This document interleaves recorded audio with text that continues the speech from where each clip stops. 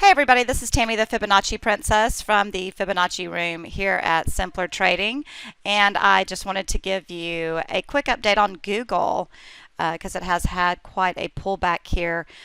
You did have all of the moving averages on your side. We're above the 200 and we were above the 50 with the 5 and the 13 on a buy, but we have dropped back underneath the 50. But the 5 and the 13 are still on a buy, so you do have some mixed parameters there. The pullback on the daily is coming down to this, let's see, 2710.6, 2717.36 area. And we have bounced. Now let me let you see what I see here on the 30-minute chart. We are up against some resistance. I'm not sure if we're going to get through that or not here before the close because I am doing this video about half an hour before the close. But this is what I'm seeing on the 30-minute chart as far as resistance at this time.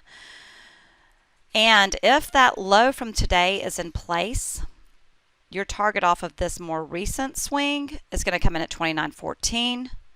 You still do have the second target off of this high to low swing, which is coming in at 28.75, which is where we failed. You know, we say many moves tend to terminate at extensions. Well, that's what happened, okay? If you're wondering, if you're in Google and you're saying, well, what happened? That's what happened. We failed off of that extension.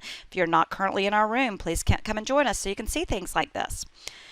And I do want to talk about this overall swing that started the 1st of September and the low was on the 4th of October. We still have that target coming in if that low is in place from the 4th of October at 3007.78. All right, everybody, I hope you have a fantastic weekend, and I'll talk to all of you soon. Thanks, everyone. Bye-bye.